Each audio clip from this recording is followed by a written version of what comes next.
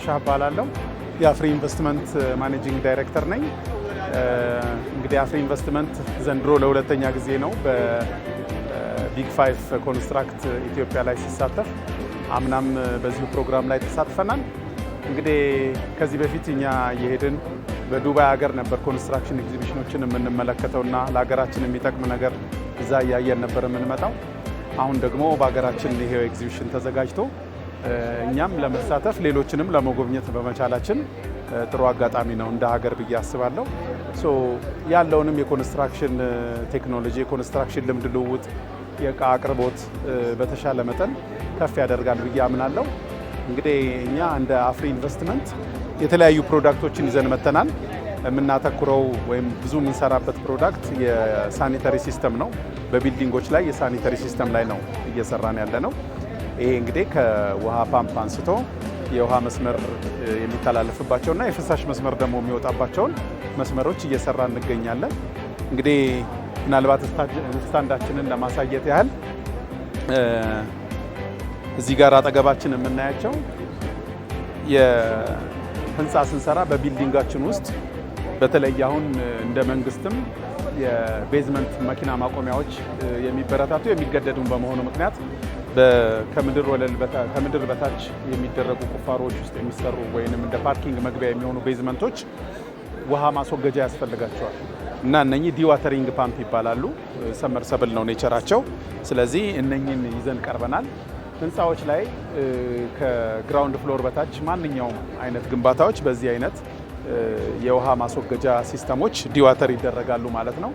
እነኚህን እንግዲህ የራሳቸው ኮንትሮል ቦርድ እንዲኖራቸው አድርገን ከነ ኮንትሮል ቦርዳቸው ነው እየሰራን ያለ ነው።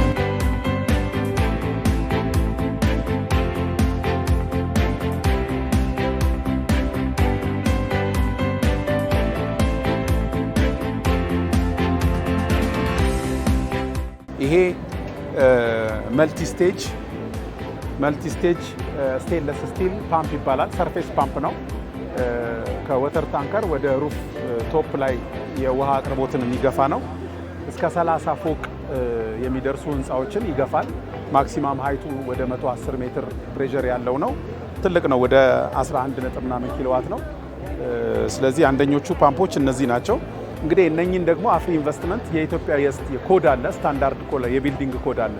በዛ ቢልዲንግ ኮድ መሰረት ስታንድ ባይና ሪዘርቭ ሆነው መቀመጥ ስላለባቸው ስታንድ ባይና ሪዘርቭ ሆነው እንዲሰሩ ደግሞ እዛው ጀርመን ሀገር ሄደን በወሰድነው ስልጠና መሰረት እነዚህን አይነት ስታንድ ባይና ሪዘርቭ አድርገን ኢንስቶል እናደርጋቸዋለን ማለት ነው። ይሄ ለትራንስፖርት አመቺ ባለመሆኑ ቅድም ባየነው መልኩ ይመጣና እዚህ ይሄ ማኒፎልድ ሲስተሞች ይገጣጠሙለታል፣ ፕሬሸር ጌጅ ይገባለታል፣ ስታንድ ባይና ሪዘርቭ ሆኖ እንዲሰራ ይደረጋል። እንግዲህ በኢትዮጵያ የቢልዲንግ ኮድ አንድ ፓምፕ በሚበላሽበት ጊዜ ነዋሪዎች ውሃ ሳይቸገሩ ኢሚዲየትሊ ሌላ ፓምፕ ተለዋጭ እንዲኖራቸው ስለሚደረግ በዛ መሰረት ተለዋጭና አክቲቭ የሆነ ፓምፖች እንገጥመናል ማለት ነው። አሁን የኛ ትንሽ አፍሪ ኢንቨስትመንት ለየት ያለ ነገር የሰራ ነው።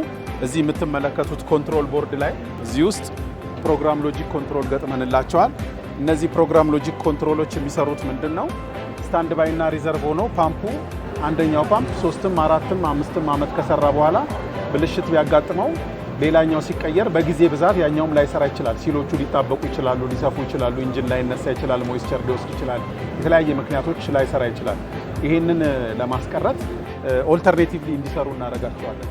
ስለዚህ ፕሮግራም ሎጂኩ ይሄንን አንዱ ፓምፕ 8 ሰዓት ከሰራ ሌላኛው ፓምፕ ደግሞ 8 ሰዓት እንዲሰራ አድርጎ በተራ ያሰራቸዋል።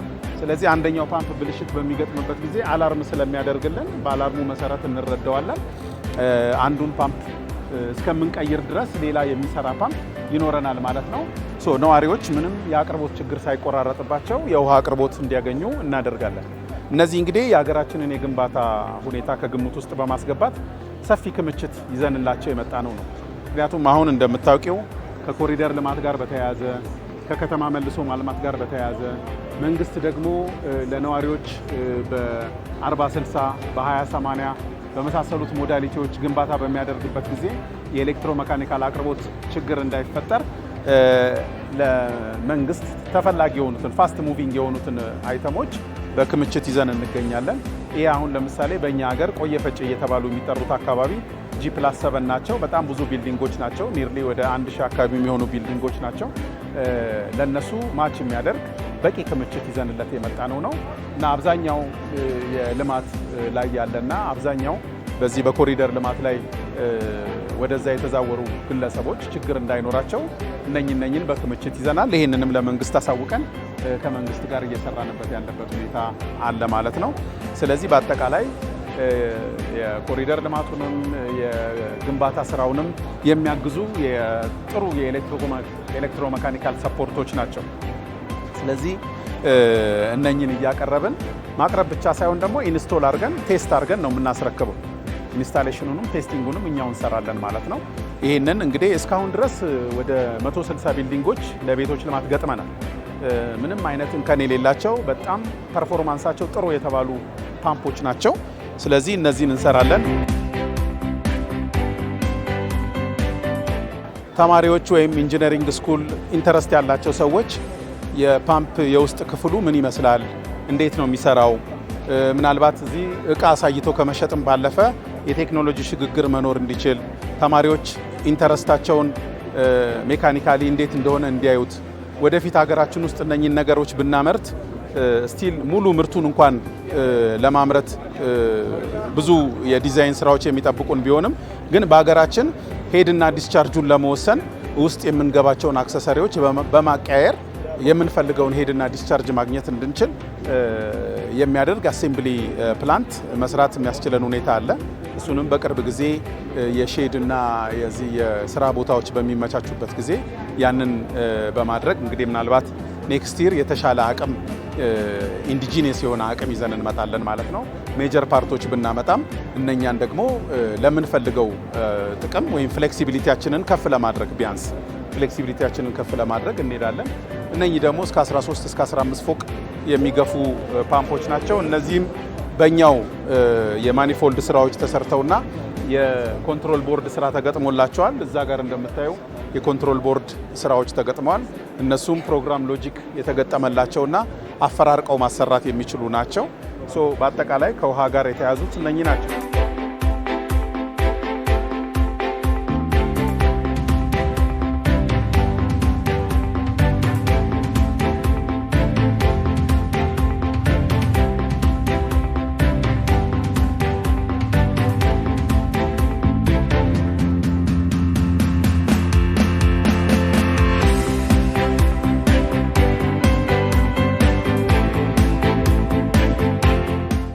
ላይ ደግሞ የምናያቸው እነኚህ የብረት ወይንም ጄስ የሚባሉት ጋልቫናይዝድ ሲስተሞች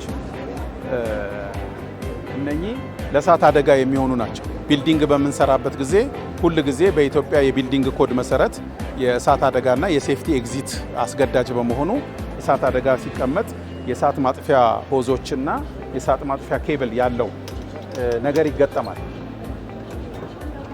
ስለዚህ እነኚህ የእሳት ማጥፊያ ሸራዎች አብሮ ያላቸው የፋየር ቦክሶች ይባላሉ። እነኚህን ፋየር ቦክሶች እነኚህን መለዋወጫዎች በመጠቀም ህንፃዎች ላይ እንገጥማቸዋለን። የሌሎች የውሃ ማቅረቦት ሲስተም ላይ ያሉ ነገሮችን በአቅርቦት የምንሰራ ቢሆንም ይሄኛውን ግን ኢንስቶል እናደርገዋለን። ተንቀሳቃሽ ጥርስ ያለው ማሽን የሚያስፈልግ በመሆኑ እነኚህን የእሳት አደጋ ሲስተም አፍሪ ኢንቨስትመንት እነሱን ኢንስቶል በማድረግ ጭምር ይሰራል ማለት ነው። እንግዲህ ምናልባት እዚህ ጋር የምታያቸው ከቢልዲንግ ጋር የተያያዙ አይደሉም። ሌላ ፋብሪካ አለን። ለቀለም ፋብሪካና ለሳሙና ፋብሪካ ግብአት የሚያገለግል ዶሎማይት ይባላል። ለሌሎችም ኢንዱስትሪያል ግብአቶች ያገለግላል። እሱን ደግሞ ሀመር ላይ ካለን ኳየሪ አምጥተን አዲስ አበባ ቃሊቲ አካባቢ የሚገኘውን ፋብሪካችን ላይ ሚሊንግ ሲስተም እንሰራለን። የተለያዩ ግሬዶችን እናወጣለን። በጣም ፋይን የሆኑ ፓውደሮች አሉ፣ ትንሽ ደግሞ ሻከር የሚሉ አሉ። ቀለም ፋብሪካዎች እንደ ኳርትዝ ለመስራት ሻከር ያሉ ቀለሞች ለመስራት በሚፈልጉባቸው ጊዜ፣ የውጭ አጥር ደግሞ ላይ ያሉ ትንሽ ጠንከር ያሉ ደግሞ መስራት በሚፈልጉበት ጊዜ እነኚህን የተለያዩ ግሬድ ያላቸውን ሚሊንግ ማሽናችን አምርቶ እነሱን እንሰጣቸዋለን። ስለዚህ ያው ይሄ ሳምፕሉን ለማሳየት ነው እንጂ እነኚህ ያው ከውሃ ሲስተም ጋር የተያያዙ ስራዎች ናቸው ማለት ነው።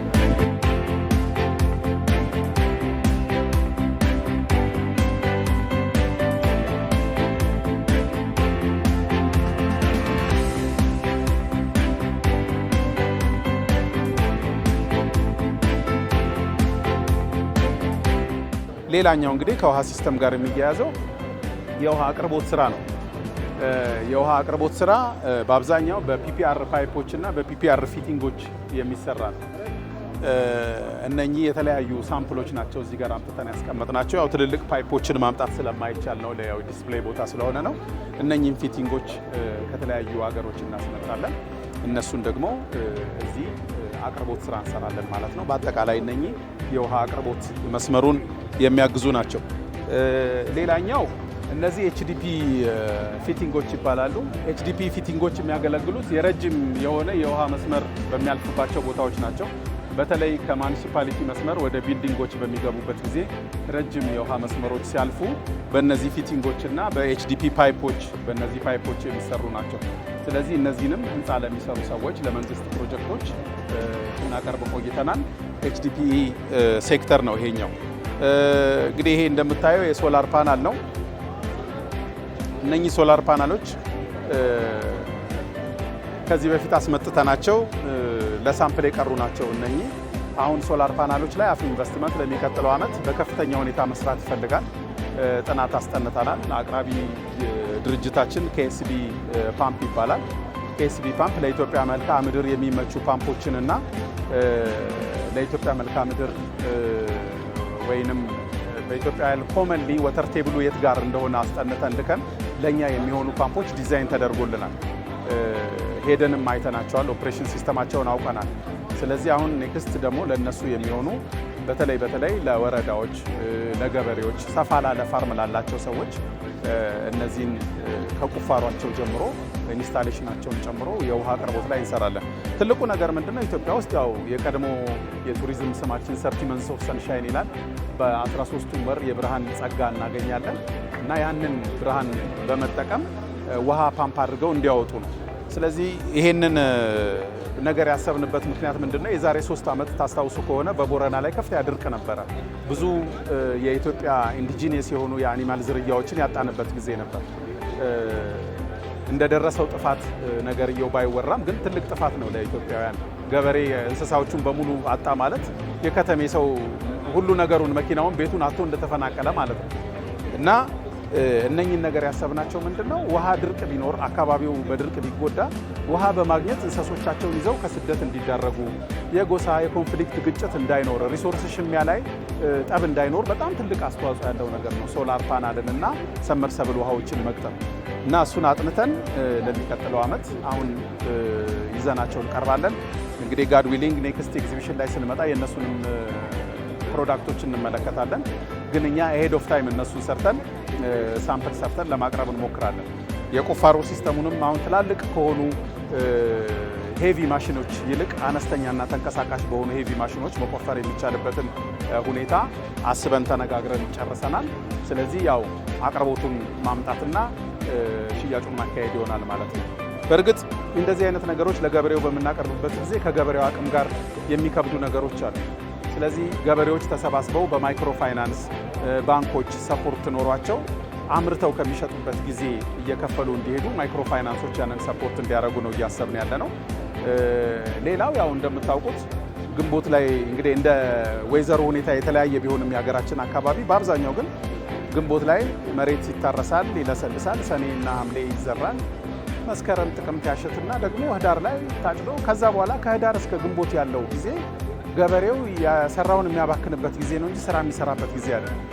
ስለዚህ ያንን ሲዝን ለአትክልት ለፍራፍሬ ወይም ቶሎ ሊደርሱ ለሚችሉ ሰብሎች ለመጠቀም እንዲያስችለው ይሄ የሰመርሰብል ውሃ እና ሶላር ሰፖርትድ የሆነ ኢነርጂ ያስፈልጋቸዋል።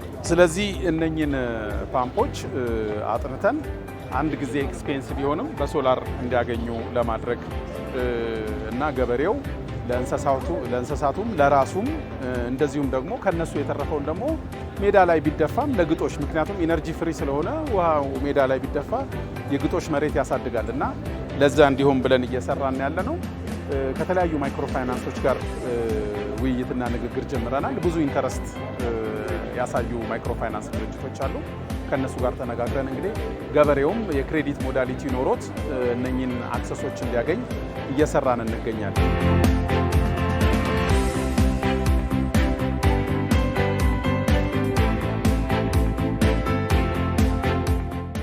ሌላው ከግብርና ጋር በተያያዘ ያው የሰርፌስ ኢሪጌሽን ፓምፖች አሉ። እነዚህ እንደምታዩቸው ሰርፌስ ፓምፖች ናቸው። እነዚህ ፓምፖች የተለያየ ከሰርፌስ ላይ የሚገኙ ውሃዎችን በማስተላለፍ የሚያገለግሉ ናቸው። ለግብርና ፐርፐዝ ሊያገለግሉ ይችላሉ፣ ለኢንዱስትሪ ፐርፐዝ ሊያገለግሉ ይችላሉ። ለግብርናም ለኢንዱስትሪ የምንጠቀምባቸው ናቸው። እንግዲህ እነኚህ ደግሞ ትልቅ ኢሪጌሽን በሚኖርበት ጊዜ እነሱን ጌት ቫልቮች የውሃ መግዛት፣ መክፈት፣ አቅጣጫ መቀየር የሚያገለግሉ ኢንዱስትሪያል ቫልቭስ ናቸው። እነኚህ የምታያቸው እነዚህም በኦርደር የሚመጡ ናቸው። ሌላኛው ይሄ የወንዝ መጥለፊያ ፓምፖች ናቸው። ይሄ በተርፍላይ ፓምፕ እንለዋለን በጀነራል ስሙ ወይም ሰርፌስ ፓምፕ ነው። ሁለት ፈንክሽን አለው። አንደኛው ኔጌቲቭ ሳንክሽን አለው። ከታች ዝቅ ብሎ ከወንዝ ውስጥ የመጥለፍ እንደገና ደግሞ ከፍ አድርጎ ከወንዝ ማዶ ላይ ላለ እርሻ ቦታ ውሃ የማስተላለፍ ስራ የሚሰራ ነው። ፓምፑ ነው። ሞተሩን አልገጠምንለትም። ትልቅ ነው። በክሬን ስለሆነ የሚንቀሳቀሰው ይሄም ራሱ በጣም ከባድ ነው። 300 ኪሎ ግራም ነው ይሄ ብቻውን። ስለዚህ ያው ይሄንን ነው ለሳምፕል ይዘ ነው የመጣ ነው እና በአጠቃላይ በኢሪጌሽን ለተሰማሩ ትላልቅ ስቴት ፋርሞች የፓምፕ አቅርቦትን እንሰራለን። ይህንን ፓምፕ በእርግጥ ትልቅ ወጪ ነው፣ ኢንቨስትመንቱ ትልቅ ነው። እሱን የማማከርም ጭምር ስራ ነው የምንሰራው። ምክንያቱም ትልቅ ወጪ አውጥተው የማይጠቅም እቃ እንዳይሄድ ወይንም ደግሞ ከነሱ ስፔሲፊኬሽን ውጪ የሆነ እቃ እንዳይሄድ እሱንም የማማከር ስራ እንሰራለን። በቅርብ ጊዜ ከልማት ባንክ ጋርም ተነጋግረን ከልማት ባንክ ብድር የሚወስዱ በማሽነሪ ሊዝ በተለያዩ በፕሮጀክት ብድር የሚወስዱ ድርጅቶች ፓምፖቻቸው ከሄዱ በኋላ የሚፈለገውን ጥቅም እያሳዩ ስላልሆነ ይሄንን ጉዳይ ፕሮፌሽናል የሆነ የፓምፕ ሴሌክሽን እንዲኖር ተጠይቀን ከነሱም ጋር ይሄንን እየተነጋገርንበት ነው እና በአጠቃላይ በውሃ ዘርፍ ያለውን ነገር የተሻለ ለማድረግ በውሃ ዘርፍ ያለውን ነገር ጥሩ ደረጃ እንዲሆን ለማድረግ እየሰራን ነው።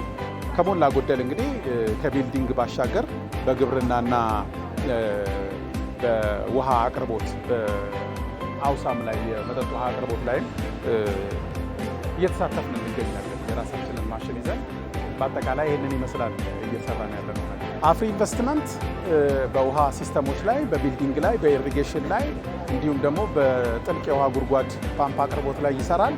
ስለዚህ ኑ አፍሪ ኢንቨስትመንትን ጎብኙ። ቢሮአችን አትላስ መብራቱ ላይ ላንድማርክ ፕላዛ ግራውንድ ፍሎር ላይ እንገኛለን። ስለምትጎበኙን አብራችሁን ከኛ ጋር ስለምትሰሩ በደስታ እናስተናግዳችኋለን። እናመሰግናለን።